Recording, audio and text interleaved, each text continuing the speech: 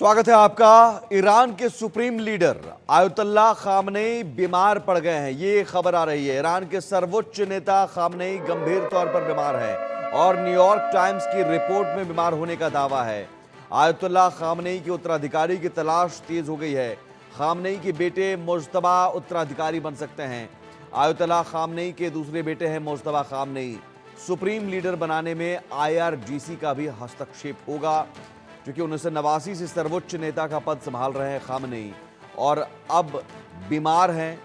लेकिन सवाल है कि ये खबर तब आई है जब इजराइल ईरान पर हमला कर रहा है और ये खबर है कि अभी और भी हमला इजराइल करेगा। हाल के दिनों में जिस तरह से ईरान और इजराइल के बीच तनाव इस लेवल पर कि अब युद्ध की संभावना जताई जा रही है आमने सामने, जिसमें से इजराइल ने हमला कर दिया पलटवार करते हुए, क्योंकि ईरान ने इससे पहले मिसाइल दागे थे इजराइल पर और अब इजराइल ने सैन्य ठिकानों पर हमले किए हैं और भी हमला करने की तैयारी में है। इन सब के बीच ईरान के सुप्रीम लीडर खामनेई के गंभीर तौर पर बीमार पड़ने की खबर न्यूयॉर्क टाइम्स में छपी है। न्यूयॉर्क टाइम्स की रिपोर्ट में बीमार होने का दावा किया गया है और ये दावा है कि आयतुल्लाह खामनेई के बेटे मुज्तबा अब उत्तराधिकारी बन सकते हैं।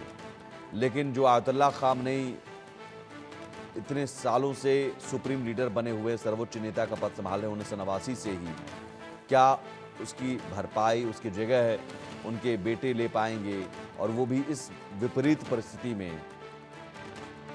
और ईरान और इजराइल के बीच जो तनाव है उसमें अगर खामनेई की जगह मुज्तबा उत्तराधिकारी बनते हैं तो फिर क्या ये इजराइल के लिए एक बेहतर पोजीशन होगा, बेहतर परिस्थिति होगी।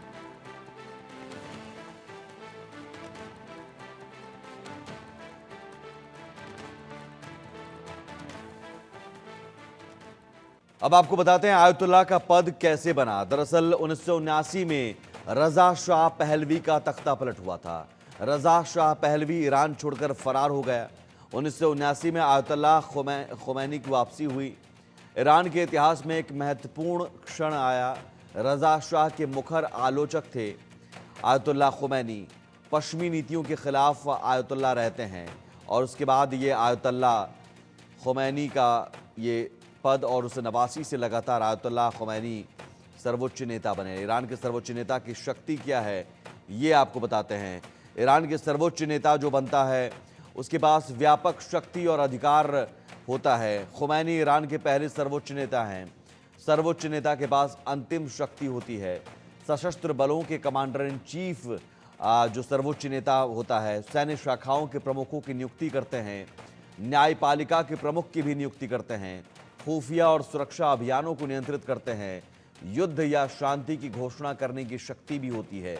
वहीं देश की नीतियों को तय करने का अधिकार होता है, बाहरी दुनिया से निपटने का भी अधिकार होता है। तो कुल मिलाकर सब कुछ, पूरा कंट्रोल सर्वोच्च नेता के पास होता है। तो अब सवाल यही है कि अगर आयतुल्लाह खामनेई बीमार पड़ गए हैं, गंभीर रूप से बीमार पड़ गए हैं, तो अगला सुप्रीम लीडर कौन? तो सुप्रीम लीडर अगला मुज्तबा खामनेई हो सकता है।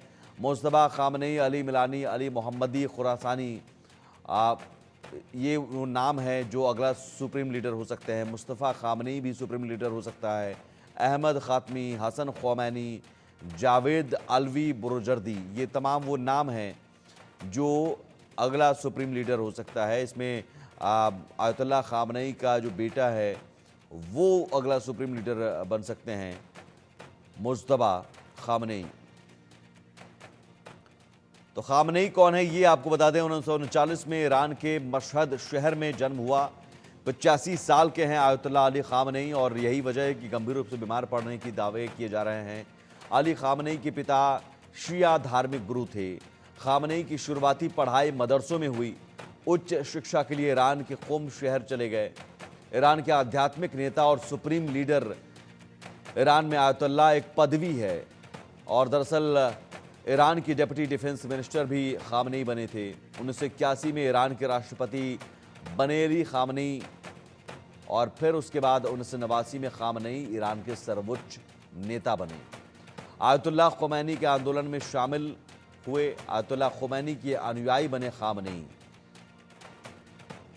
और खामनेई के पास कितनी दौलत है ये आपको बता दें। आयतुल्लाह अली खामनेई अकूत संपत्ति के मालिक हैं। आयतुल्लाह खामनेई के पास 200 बिलियन की संपत्ति है। खामनेई की संपत्ति में लगातार साल दर साल इजाफा हो रहा है जब से वो सर्वोच्च लीडर बने हैं।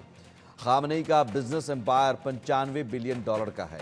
खामनेई का तेहरान का पैलेस दुनिया के सबसे महंगे घरों में से एक माना जाता है। कमाई का ज़्यादा हिस्सा पेट्रोलियम गैस कंपनियों से आता है। अली खामनेई भारी भरकम डोनेशन भी लेता है। अली खामनेई को भारी भरकम डोनेशन भी मिलता है। तो आप समझिए अकूत संपत्ति के मालिक हैं और 200 बिलियन डॉलर की संपत्ति है आयतुल्लाह खामनेई की। लेकिन आयतुल्लाह खामनेई अगर बीमार पड़ गए हैं गंभीर रूप से, तो सवाल है कि अगला सुप्रीम लीडर कौन।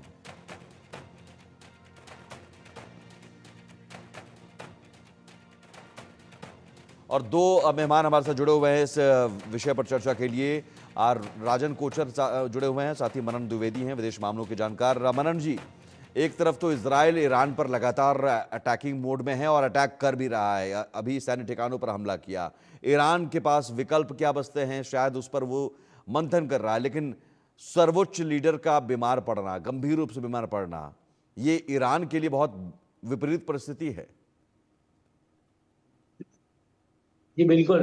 मैं यहाँ पर ये कहना चाहूंगा कि जहां तक इजरायली हमलों की बात की जो कॉन्टेक्स्ट है, जो ईरान पे किए गए हैं, तो उनमें देखा जाए तो मुझे ये ऐसा लगता है कि पूरा के पूरा जो ईरान इजराइल वॉर या ईरान इजराइल कॉन्फ्लिक्ट है, ये एक तरीके की पुनरावृत्ति हो रही है पर्शियन गल्फ वॉर, जो कोलिशन ऑफ द विलिंग और वेस्टर्न पावर्स ने, अमेरिका ने 1991 में इराक के विरुद्ध लड़ा और 2003 में इराक के विरुद्ध फिर लड़ा, जहां पर सद्दाम हुसैन का खात्मा किया गया और उनको सजा हुई जब वे पकड़े गए थे एक खड्डे में बगदाद के पास।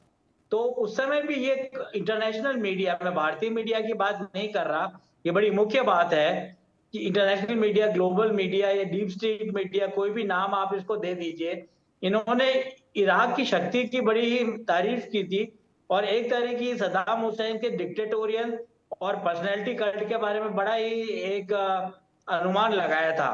पर देखा जाए तो वैसी स्थिति मुझे लगता है ईरान इजराइल के युद्ध में भी होने वाली है, क्योंकि अगर हम ईरान के जो असले के बारे में देखें तो हम पाएंगे कि जो waves after waves Israeli aircraft F-14, F-16 और F-35 और बी बॉम्बर्स भेजे गए जो अमेरिका ने दे रखे हैं इजराइल को कई वर्षों से, तो पूरी तरीके से ये पाया गया कि इजराइल की एयर डोमिनेंस रही और ईरान के जो असले में जो वेपन्स है, जो बात मैं पहले कहना चाह रहा था, वो असले में वेपन्स बड़े ही 70s विंटेज के निकले हैं।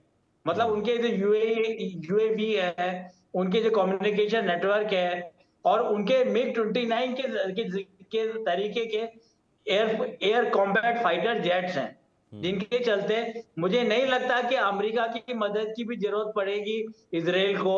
और इजराइल का जो अकेला सैन्य दल बल है, जो एयर पावर है, वो ईरान को काबू करने के लिए काफी है। आपकी अंतिम बात पे मैं खोमेनी साहब की बात पे आऊंगा, तो मुझे लगता है कि जहां तक मैंने पढ़ा है, ये एक तरीके की हायरार्की है। अगर खोमेनी साहब को कुछ हो जाता है तो जो second in the trail of hierarchy हैं, वो ऊपर आ जाएंगे और वे इस्लाम के, ईरान के, शिया वर्ल्ड के हेड अपने आप बन जाएंगे। और मुझे नहीं लगता कि एक व्यक्ति के आने जाने से ईरान की जो क्षमता है इजराइल के अगेंस्ट वो कम हो पाएगी। मैं यहाँ पर यही बातें राजन जी, लेकिन क्या ईरान पलटवार करेगा, फिर से हमला करेगा? जो इजराइल